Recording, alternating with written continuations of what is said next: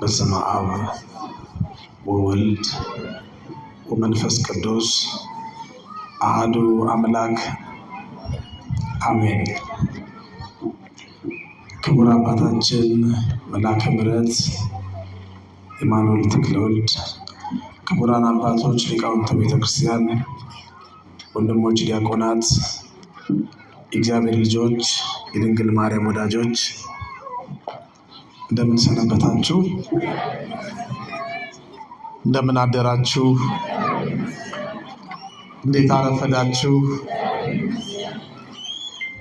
የኃጢአታችንን ብዛት የሰውነታችንን ክፋት ሳይመለከት በእድሜያችን ላይ ጭንቀን የጨመረልን በዚህም ቅዱስ ስፍራም ሰብስቦን ቅዱስ ቃሉን እንድንሰማም እንድናሰማም የረዳን የአባቶቻችን የቅዱሳን አምላክ የእኛም አባት እግዚአብሔር ስሙ ለዘላለም የተመሰገነ ይሁን። የእናታችን የእመቤታችን የቅድስት ድንግል ማርያም የወላዲተ አምላክ በረከት ጸጋ ምልጃዋ ሁሉ በሁላችንም ላይ ይደር፣ አሜን። አምላክ ሆይ እኔን ኃጢአተኛውን ማረኝ። ለዛሬ እንደ እግዚአብሔር አምላክ ቅዱስ ፍቃድ በሚኖረን አጭር ጊዜ የምንማማርበት የትምህርታችን ርዕስ ይሆናል። አምላክ ሆይ እኔን ኃጢአተኛውን ምን በለኝ? የሰማችሁኝ እስቲ ንገሩኝ። እኔን ኃጢአተኛውን ምን በለኝ? እግዚአብሔር አምላካችን እኛን ኃጢአተኞቹን ይማረን፣ አሜን። የሉቃስ ወንጌል ምዕራፍ 18 ከቁጥር 9 ጀምሮ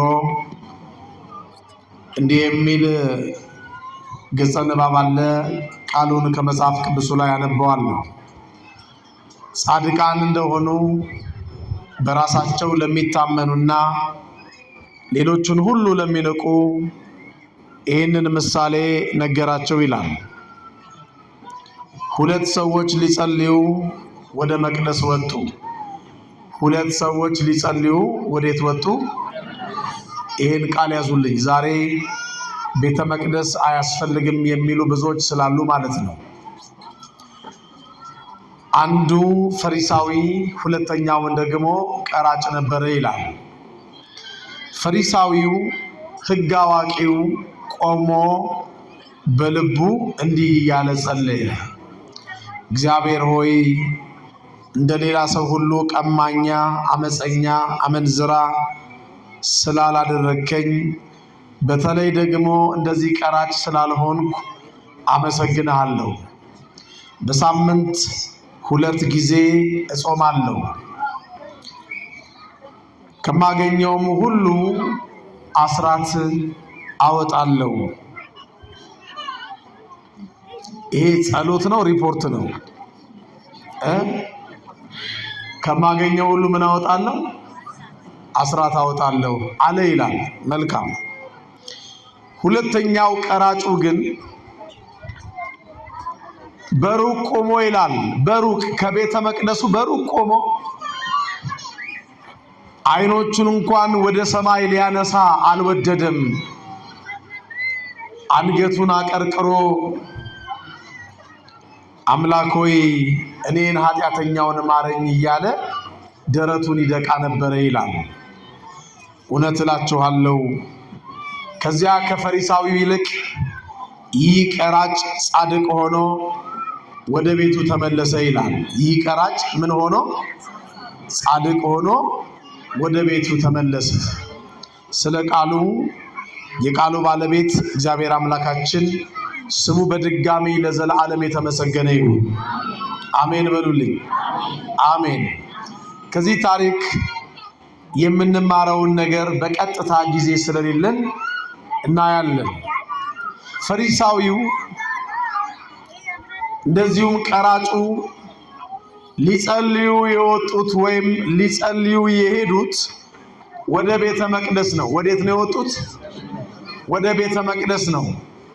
በሐዲስ ኪዳን የእግዚአብሔር ቤተ መቅደስ እንደተሻረ፣ ቤተ መቅደሱ እንደማያስፈልግ፣ ቤተ መቅደሱን ድንጋይ ብለው የሚሳደቡ፣ በቤተ መቅደሱ ለአምልኮቱ ስንንበረከክ ለክብሩ ስንዘምር ቅዱሱን የእግዚአብሔርን ቤተ መቅደስ የጣዖት ቤት ብለው በድፍረት የሚናገሩ አንዳንድ ወንድሞችና እህቶች አሉ። እግዚአብሔር አምላካችን የመጻሕፍትን ምስጢር ይግለጥላቸው፣ አይነ ልቦናቸውን ያብራልን። ይሄ ቤት የእግዚአብሔር ቤት ነው። ይሄ ቤት መላእክት የሚወጡበት የሚወርዱበት የበረከት ቤት ነው። ይሄ ቤት ብዙ ስውራን ቅዱሳን አባቶች ለጸሎት የሚተጉበት የበረከት ግምጃ ቤት ነው። ይሄ ቤት በሐዲስ ኪዳን አምላካችን ጌታችን መድኃኒታችን ኢየሱስ ክርስቶስ ሻጮችና ለዋጮች ገበታቸውን ዘርግተው በቤቱ ሲነግዱ የቤት ቅናት በልታኛለች ተብሎ የተጻፈውን የመጽሐፍ ቃል በተግባር ለመግለጥ የገመድ ጅራፍ አበጅቶ የሻጮቹና የለዋጮቹን ገበታ ዘርግፎ ቤቴ የጸሎት ቤት ትባላለች ያለው የጸሎት ቤት ነው። እየሰማችሁኝ ነው? እስቲ ላንብብላችሁ፣ እግዚአብሔር ይስማችሁ። አምላካችን ጌታችን መድኃኒታችን ኢየሱስ ክርስቶስ በዘመነ ስጋዌው ወይም በመዋዕለ ስብከቱ በማቴዎስ ወንጌል ምዕራፍ 21 ቁጥር 12 ጀምሮ የተመዘገበ የእግዚአብሔር ቃል አለ። እንዲህ ይላል፣ ወደ መቅደስ ገባ። እናንተ የማቴዎስ ወንጌል ምዕራፍ 21 ቁጥር 8 ጀምሮ ተመልከቱ። እኔ ከቁጥር 12 ጀምሮ መለከተዋለሁ። ኢየሱስም ወደ መቅደስ ገባና በመቅደስ የሚሸጡትንና የሚገዙትንም ሁሉ አወጣ። የገንዘብ ለዋጮችንም ገበታዎች፣ የርግብ ሻጮችንም ወንበሮች ገለበጠና ይላል፣ ቤቴ አሁን የሰማችሁኝ ብቻ ትነግሩኛላችሁ። ምኔ አልሰማችሁ? ምኔ ይሄ ቤት የማን ነው? የእግዚአብሔር ቤት ስለሆነ እግዚአብሔር ወልድ ኢየሱስ ክርስቶስ ቤቴ ያለው ቤቴ የጸሎት ቤት ትባላለች ተብሎ ተጽፏልና፣ እናንተ ግን የወንበዴዎች ጋሻ የሌቦች ዋሻ አደረጋችኋት ብሎ የገመድ ጅራፍ አበጅቶ ነጋዴዎቹን ከመቅደስ አስወጣቸው ይላል። በዳዊት መዝሙር 68 ቁጥር 9 ላይ የቤት ቅናት በልታኛለች ተብሎ እንደተጻፈ አስተዋሉ ይላል። አዎ ይሄ ቤት እንባችን የሚታበስበት ቤት ነው። እንቆቅልሾቻችን ሁሉ የሚፈቱበት ቤት ነው። ይሄ ቤት የከበደን የኃጢአታችንንና የበደላችንን ቀንበር የምንሰብርበት ቤት ነው። ይሄ ቤት አመናችሁም አላመናችሁም እግዚአብሔር በመንፈሱ፣ እግዚአብሔር በረድኤቱ፣ እግዚአብሔር በጸጋው የሚገለጥበት የበረከት ቤት ነው። ለዚህ ነው ቅዱስ ዳዊት በዳዊት መዝሙር 64 ቁጥር 4 ላይ ከቤት በረከትን እንጠግባለን አለ። ከምን? ኧረ አልሰማችሁም? ከቤት አስቡት። ከ11 ሰዓት ጀምሮ ኪዳን አድርሳችሁ ቅዳሴ አስቀድሳችሁ ታምሯን ሰምታችሁ ደግሞ ዝማሬውን አብራችሁ ዘምራችሁ ደግሞ አሁን ቃለ ወንጌሉን የምትሰሙበት ይሄ ቤት ምድራዊ፣ ሰማያዊ፣ ጊዜያዊ፣ ዘላለማዊ፣ ስጋዊ፣ መንፈሳዊ በረከት የምናገኝበት ቤት ነው። ታምናላችሁ? ተብሎ ተጽፏል። ከቤት በረከት እንበላለን ሳይሆን እንጠግባለን ተብሎ ተጽፏል። የዳዊት መዝሙር 64 ቁጥር 4 ላይ አዎ በዚህ ቤት እግዚአብሔር አለ። አለ የለም? አለ። እስቲ ማስረጃውን ልስጣችሁ። አንዳንዶች ዛሬ ይህን ቤተ መቅደስ ይነቅፋሉ። ቤተ መቅደስ እኛንን፣ እኛ ቤተ መቅደስ ስለሆንን ይሄ ቤተ መቅደስ አያስፈልግም ይላሉ። አዎ እኛም ቤተ መቅደስ ተብለናል። እውነት ነው። የቅዱስ ሥጋውና የክቡር ደሙ ማደሪያዎቹ ነን። አዎ የመንፈሱ ማደሪያዎቹ ነን። አዎ ሥጋው የተቆረሰለት ደሙ የፈሰሰለት ይሄ የኛ ሰውነት ቅዱሱ የእግዚአብሔር ቤተ መቅደስ ተብሏል። አንደኛ ቆሮንቶስ ምዕራፍ 3 ቁጥር 16 አንደኛ ቆሮንቶስ ምዕራፍ 6 ቁጥር 19 ላይ በሁለቱም የመጽሐፍ ቅዱስ ክፍል ላይ እንዲህ የሚል ቃል አለ። የሕያው እግዚአብሔር ቤተ መቅደስ እንደሆናችሁ ቅዱሱም የእግዚአብሔር መንፈስ እንዲኖርባችሁ አታውቁምን? ማንም የእግዚአብሔርን ቤተ መቅደስ ቢያፈርስ እርሱን እግዚአብሔር ያፈርሰዋል። የእግዚአብሔር መቅደስ ቅዱስ ነውና ያውም እናንተ ናችሁ ይላል። ያውም አዎ እኛ የእግዚአብሔር ቤተ መቅደስ እንባላለን። የእግዚአብሔር ቤተ መቅደሶቹ ነን። ግን እኛ ቤተ መቅደሶቹ ነንና ለአምልኮቱ የምንበረከክበት ለክብሩ የምንዘምርበት የቃል ኪዳኑ ታቦት ያለበት ቅዱስ ሥጋውና ክቡር ደሙ የሚፈተትበት ይሄ ቤተ መቅደስ አያስፈልግም እንዴ? ነገሩን አያስፈልግም? ለምሳሌ እናንተ የዓለም ብርሃን ናችሁ ይላል ማቴዎስ 5 ቁጥር 12 ላይ የዓለም ብርሃን ተብለዋልና ቅዱሳን ወይም የዓለም ብርሃን ናችሁ ተብለዋልና በመጽሐፍ የአምፖል ብርሃን አያስፈልገንም እንዴ? የፀሐይ ብርሃን አያስፈልግም? እናንተ የምድር ጨው ናችሁ ይላል እዛው ማቴዎስ 5 ቁጥር 12 ጀምሮ እዩት። የምድር ጨው ናችሁ ተብሏልና አልጫውን ዓለም በወንጌል ጨውነት የምታጣፍጡ ናችሁ ተብለናልና ወጥ ውስጥ የሚገባ ጨው አያስፈልግም እንዴ? ንገሩኝ፣ አያስፈልግም? እግዚአብሔር አይነ ልቦናቸውን ያብራላቸው። መቅደስ ተብለናልና መቅደስ አያስፈልግም ካሉ እንግዲህ ጨውም ተብለናልና ምን አያስፈልግም? እና ወጥ ውስጥ እኛ እየገባን እንሟሟ እንዴት ነው? ያስኬዳል እንዴ እናቶች? ያስኬዳል? አያስኬድም። እግዚአብሔር ግን በዚህ በተቀደሰ መቅደስ ውስጥ አለ። ምድርን በፊቱ ዝም ትበል ይላል ትንቢተ ዕንባቆም ምዕራፍ 2 ቁጥር 20 አነብዋለሁ። እግዚአብሔር ግን በተቀደሰ መቅደሱ አለ፣ ምድርም ሁሉ በፊቱ ዝም ትበል ይላል እግዚአብሔር ቃል። መልካም። ለጸሎት የወጡት ሁለቱም ሰዎች ወደ ቤተ መቅደስ ነው። ይሄ ቃል የተጻፈው በሐዲስ ኪዳን ነው። የእግዚአብሔር ቤተ መቅደስ በሐዲስ ኪዳን አልተሻረም። መልካም። ቀራጩ ከመጸለዩ በፊት ያ ሕግ አዋቂው ሕገ ኦሪትን ጠንቅቄ አውቃለሁ የሚለው ፈሪሳዊው ቆሞ ነው የሚለው። ቆሞ እንዲህ እያለ መጸለይ ጀመረ። በሳምንት 2 ቀን እጾማለሁ፣ አመፀኛ አመንዝራ፣ በተለይ ደግሞ እንደዚህ ቀራጭ ስላላደረከኝ አመሰግንሃለሁ እያለ ጸለየ። በመጀመሪያ ይሄ ፈሪሳዊ ጻድቅ ሆኖ እንዳይመለስ እንደተኮነነ እንዲመለስ ከሆነበት ምክንያት አንዱ ፈሪሳዊ ትዕቢተኛ ነው። ምንድነው ፈሪሳዊ? ትዕቢተኛ ነው። ለጸሎት የቆመው በትህትና ሳይሆን በትዕቢት ነው። በትዕቢት ነው። ከጸጉሩ ቁጥር የሚበልጠውንና የሚበዛውን ኃጢአቱን ዘንግቶና ረስቶ ከቁጥር የማይገባው ጽድቁን እያሰበና እየቆጠረ ለጸሎት በማን ፊት ቆመ? በእግዚአብሔር ፊት ቆመ። በትዕቢት ማለት ነው። አንዳንዶቻችን እንዲህ አይነት ባህሪ ያለን ሰዎች አለን። እንዲህ አይነት ጠባይ ያለን ወገኖቼ፣ በእግዚአብሔር ፊት ጸሎታችን እንዲሰማ በትዕቢት ሳይሆን ለጸሎት በምን እንቁ? በትህትና ራሳችንን ዝቅ እያደረግን እንቁ። እግዚአብሔር ትዕቢተኞችን ሁሌ ይቃወማል። ጸጋና ሞገስ ደግሞ የሚሰጠው ለትሑታን ነው። አንደኛ ጴጥሮስ ምዕራፍ 5 ቁጥር 7 ከኔ ጋር ናችሁ? እግዚአብሔር ከሁላችን ጋር ይሁን። አበዛውባችሁ እንዴ? አይዟችሁ ጨርሻለሁ። እሺ 1 ሰዓት ከ47 ደቂቃ ነው የሚቀረኝ።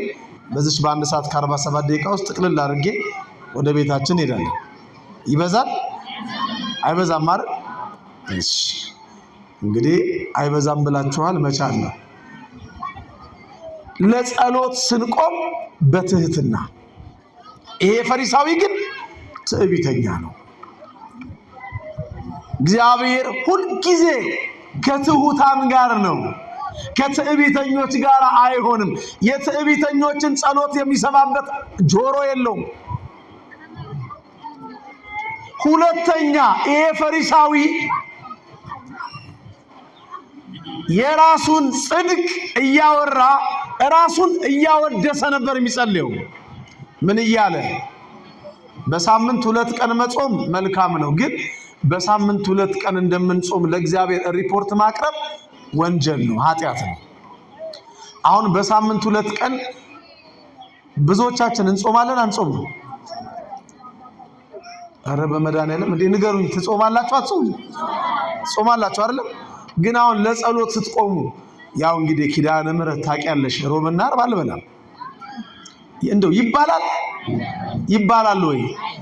አይሁድ ማክሰኞና ሐሙስ በሳምንት 2 ቀን ይጾሙ ነበር። ይሄ ፈሪሳዊ ግብዝ ነው። ደግሞ ሳይሆን መጾማችንን አለ መጾማችንን እግዚአብሔር ያውቃል አያውቅም? እግዚአብሔር ማያውቀው ነገር አለን? ይሄ ጸሎት ሳይሆን ሪፖርት ይባላል። ይኸውላችሁ አሁን አንዳንድ ጊዜ የሰበካ ጉባኤው ምክትል ሊቀመንበር እዚህ ጋር ይቆሙና የ6 ወር ሪፖርት የዓመት ሪፖርት ለምእመናን ያቀርባሉ አይደለም? በየመስሪያ ቤታችንም አንዳንድ የዓመት የ6 ወር ሪፖርት የሚያቀርቡ የሥራ ኃላፊዎቻችን አሉ። ጸሎትና ሪፖርት ይለያያል። ይሄ ሰው ግን ጸሎት ሳይሆን የያዘው ሪፖርት ነው። በሳምንት 2 ቀን እጾማለሁ፣ ከማገኘው ሁሉ ምን አደርጋለሁ? አስራት አወጣለሁ። አሁን ከምናገኘው ሁሉ አስራት ማውጣት መልካም ነው መልካም አይደለም? ግን ይሄን መልካም የሆነውን ለጸሎት በእግዚአብሔር ፊት ስንቆም ማውራት ግን መልካም ነው መልካም አይደለም? ለምን? አስራት ማውጣታችንን እግዚአብሔር ያውቃል አያውቅም? እርግጠኛ ናችሁ? ታዲያ ለምንድን ነው እዚህ መርሃ ግብር መሪዎቹን አንዳንድ የምናስቸግረው? 50 ብር እንሰጥና ለህንጻ ማስፈጸሚያ ቆመን በስተቀኝ በኩል አይኑን እናየዋለን። ለምን? ወይዘሮ አሰገደች 50 ብር ሰጥተዋል እልልታና ጭብጨባ እንዲባልልን ማለት ነው። ልክ ነኝ? እንደው ረስቶ ካልተናገረ መቼም 45 ዲግሪ ግልምጫ የምትባላለች አይደል? ከእግር እስከ አናት ጠጉሩ በአይናችን አንስተን የምናፈርጠው እናቶች አለን፣ በተለይ ማለት ነው ስላልተናገረ ማለት ነው። መርሃ ግብር መሪው የሰጠነውን ገንዘብ የሰጠነውን ማንኛውም ቁሳቁስ አውደ ምሕረት አትሮንሱ ፊት ቆሞ ባይናገርልን እግዚአብሔር ያውቀዋል አያውቀውም? ነገሩ ያውቀዋል አያውቀውም? ያውቀዋል። መጽሐፍ እኮ የሚለው ግራ የሚሰጠውን ቀኝ እጅ አይደለም የሚለው። እኛ ግን በፊታችን መለከት እየተነፋ የሰጠናት ምጽዋት እንደው ካልተነገረችልን ቅርም ይለናለን። እንደውም ሁለተኛ በሰጥ እዚህ ደብር እንጂ ምንልም አለን ካልተነገረልን ማለት ነው። ይሄ ፈሪሳዊም ልክ እንደዚህ ነው። በቃ በሳምንት 2 ቀን እጾማለሁ፣ ከማገኘው ሁሉ አስራት አወጣለሁ እያለ ሪፖርት ያቀርባል። እባካችሁ ወገኖቼ እንዲህ አይነት ጠባይ ያለን እህት ወንድሞች፣ እናት አባቶች ይህ በእኛ ዘንድ ሊደረግ አይገባም። የምናደርገውን ማንኛውም መንፈሳዊ ነገር ማን ብቻ ይወቅልን? አንዳንድ ደግሞ አለን እንመጣለን። አሁን የኪዳነ ምሕረት ቤተ መቅደሱ እየታደሰ ነው አይደለም? በዚህች አካባቢ ስናልፍ ከባልንጀሮቻችን ጋር በመኪና ይዘን እንመጣና ይታያል። የኪዳነ ምሕረት ቤተ መቅደስ እየታደሰ ነው፣ እያየሁ ነው አይደለም?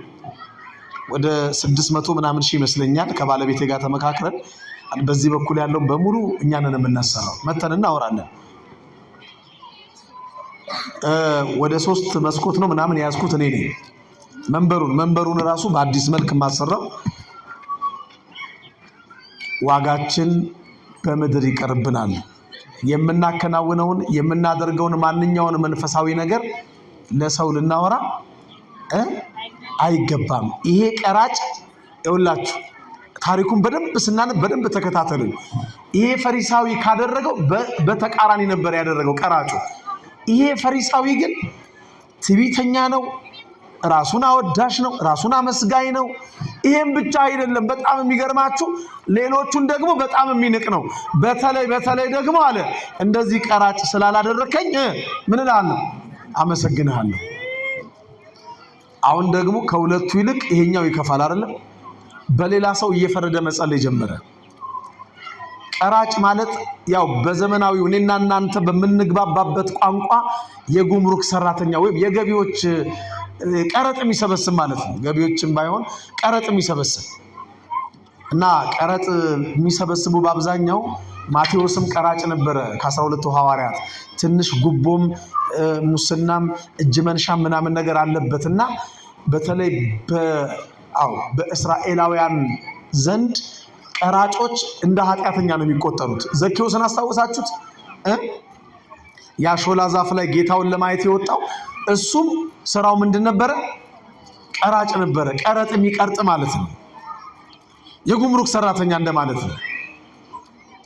ይሄ ቀራጭ ኃጢአተኛ እንደሆነ ይሄ ፈሪሳዊ አውቆ እንግዲህ በሱ ማለት ነው በሱ ልብ አውቆ ይፈርድበታል። ምን እያለ? በተለይ እንደዚህ ቀራጭ እንደዚህ ኃጢአተኛ ስላላደረከኝ አመሰግናለሁ እያለ ይጸልይ ነበረ። ወገኖቼ በሌሎች ሰዎች ላይ እየፈረድን የምንጸልየው ጸሎት፣ ሌሎችን ከኛ ጋር እያነጻጸርን በእግዚአብሔር ፊት ቆመን ወደ እግዚአብሔር የምንለምነው ልመና በእግዚአብሔር ፊት ተቀባይነት የለውም። እየሰማችሁኝ ነው? እግዚአብሔር ይስማችሁ። 1 ሰዓት ከ35 ደቂቃውን ጨርሻለሁ። 12 ደቂቃ ነች ያለችኝ። እንደምንም እሺ ሰምታችሁኛል አይደል? 1 ሰዓት ከ47 ነበር አይደለም ልንማር ቃል የተግባባ ነው። እንግዲህ 1 ሰዓት ከ35 ብዙ ቆይተናል። አሁን የቀረችን ትንሽ ናት። ሐሳብ ሊናችሁ እንዳይከፈልሽ ወገኖቼ በደንብ ስሙ። እዚህም አሁን ልትጸልዩ የመጣችሁ ሰዎች አንዳንዴ በሰው ላይ ጣት እየጠቆማችሁ የምትጸልዩ የምታስቀድሷላችሁ። እባካችሁ ይህ በእኛ ዘንድ አይደረግ።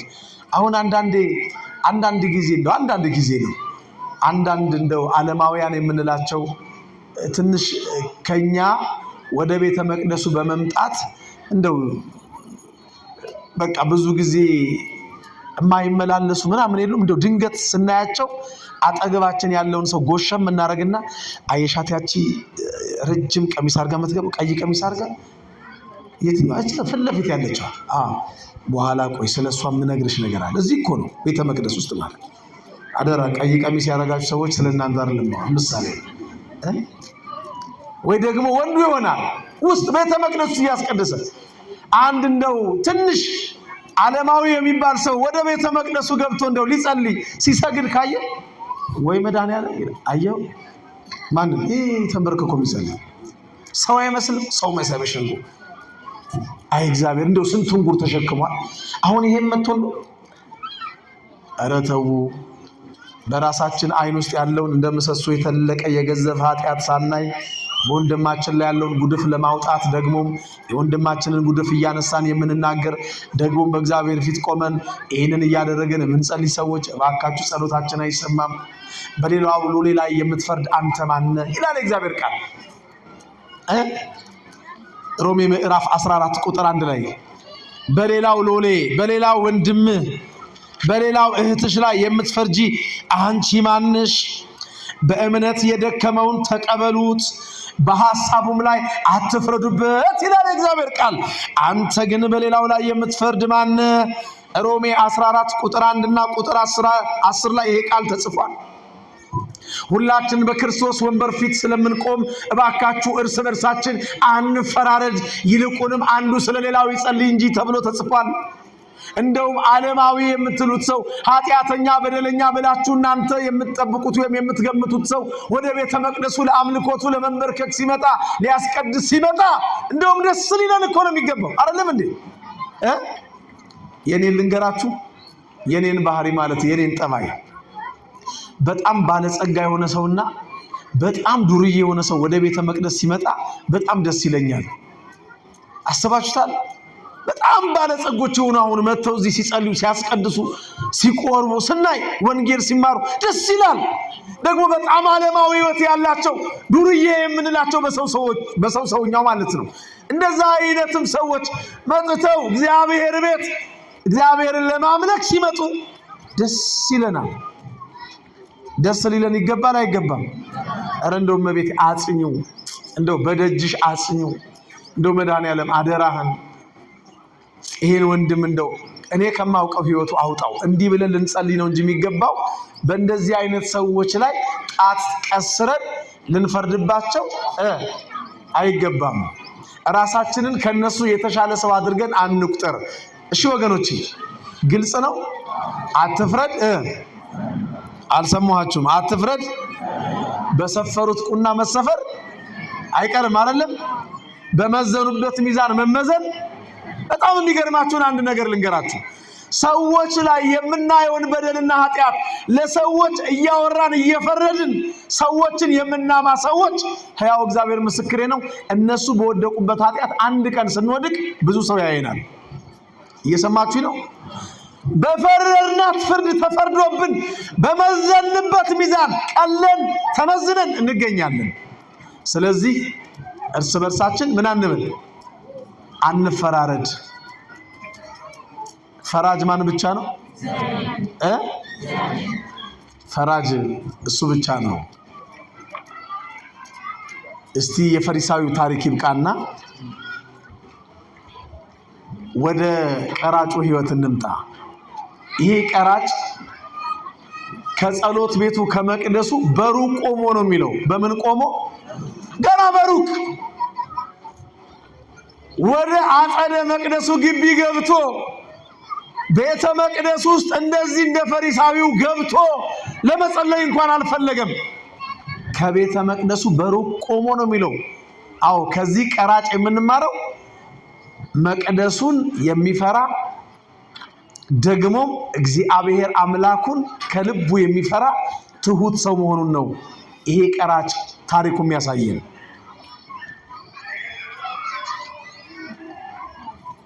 አንገቱን አቀርቅሮ ነው የሚለው። አንገቱን ምን አድርጎ? ወደ ሰማይ እንኳን ቀና ሊል አልደፈረም። ለምን? ምን አይን አለኝ ሰማይ ዙፋንህን የማይበት? እኔ በደለኛ ነኝ፣ እኔ ኃጢአተኛ ነኝ፣ እኔ ወራዳ ጎስቋላ ምስኪን ሰው ነኝ። ሰማይ ዙፋንህን የማይበት አይን የለኝም ብሎ አቀርቅሮ አጎንብሶ ወደ ቤተ መቅደስም የምገባበት እግር የለኝም፣ ብቻ እኔን ኃጢአተኛውን ምን በለኝ አለ፣ ማረኝ። ሌላ ጸሎት የለውም።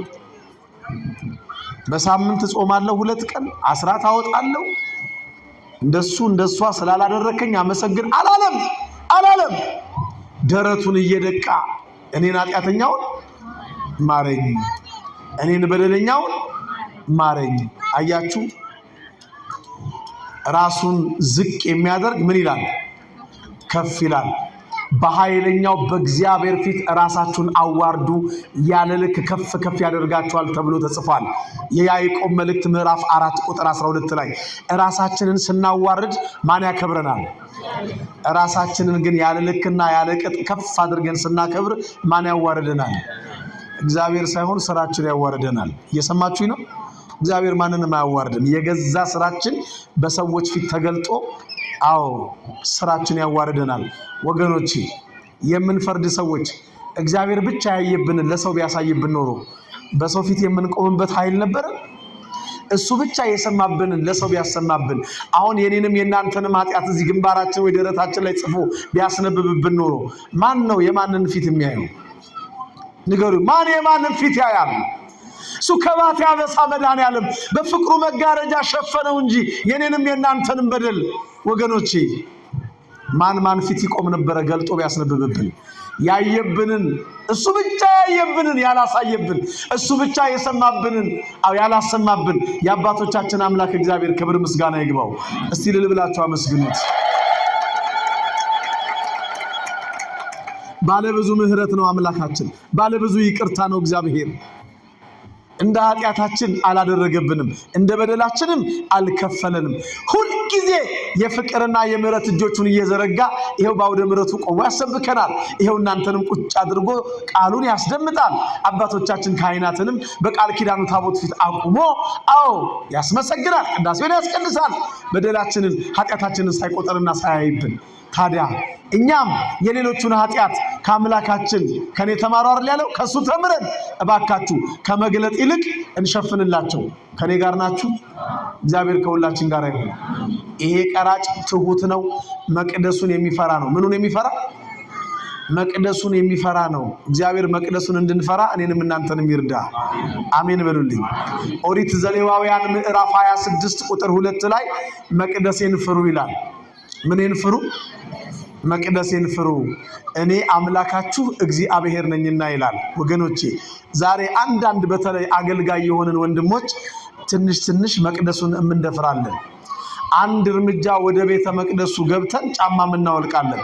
በተለይ በካህናት በር ማለት ነው። ውስጥ ገብተን ነው ጫማ እናወልቀው። ደፍሮት በደና የሄደ ማን ነው ይላል ኢዮብ። ማንም። እባካችሁ አብዝታችሁ ስትቀርቡ አጥብቃችሁ እግዚአብሔርን ፍሩት። እሺ አንዳንድ ጊዜ እግዚአብሔር ስለማይታይ የማያይ የሚመስላችሁ ሰዎች አሉ። እየሰማችሁኝ ነው? እግዚአብሔር ይስማችሁ። ሰማችሁኝ ያልኩትን? እግዚአብሔር ስለማይታይ እርሱ እኛን የማያይ ይመስለናል። አብዝተን ስንቀር አጥብቀን እንፍራው።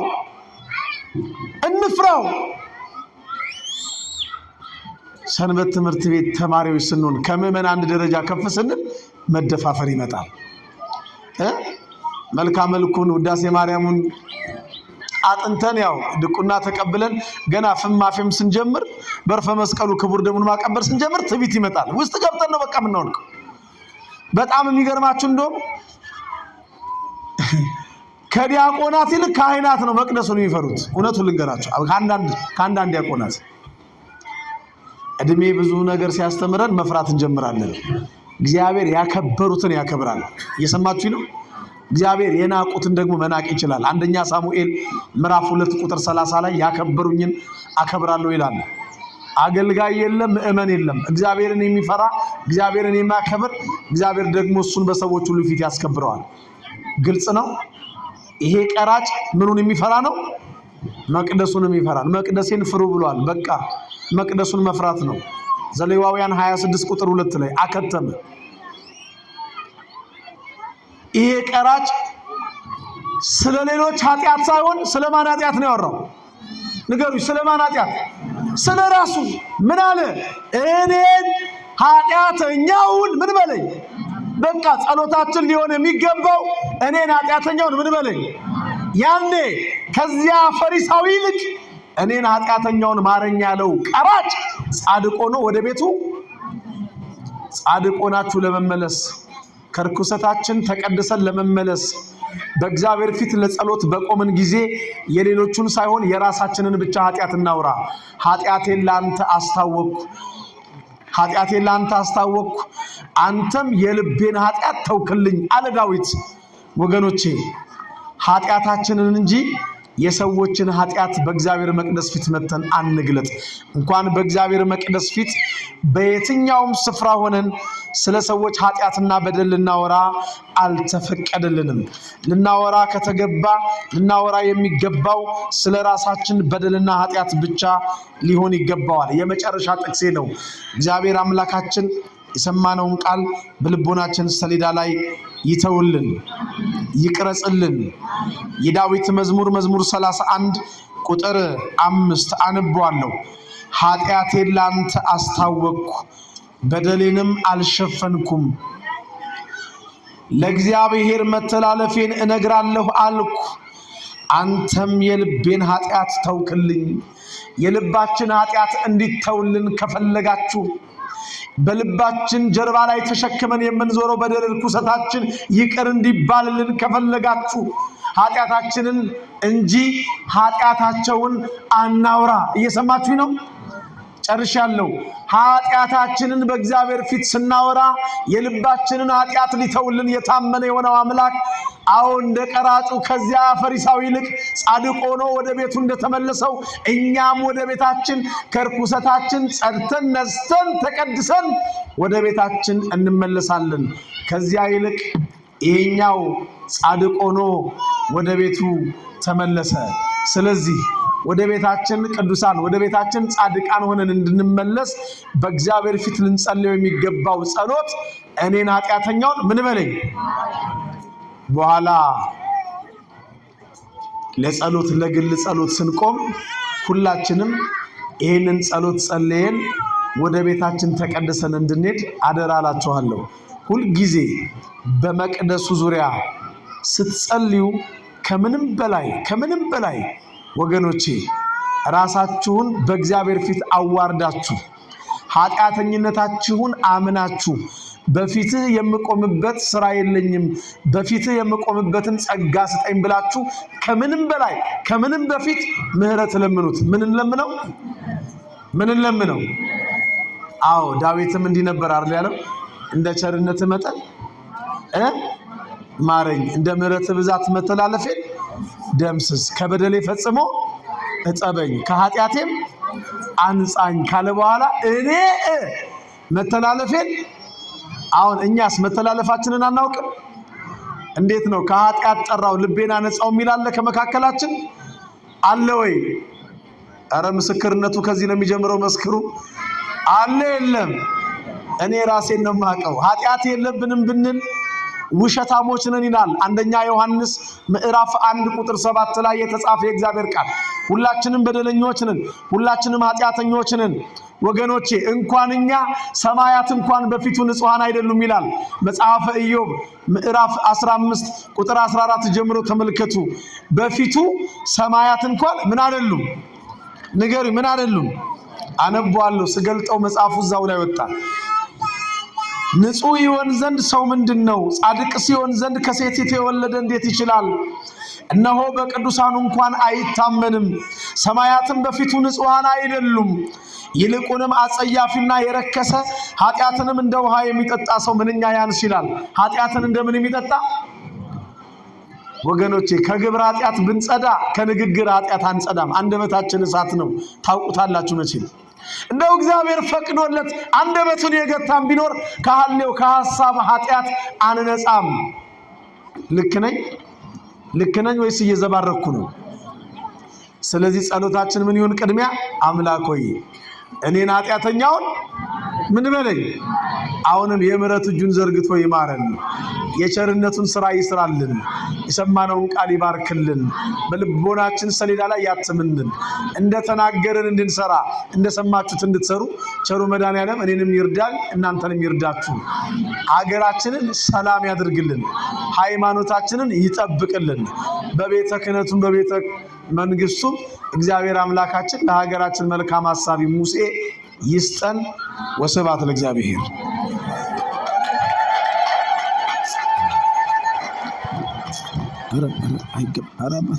ማርያምን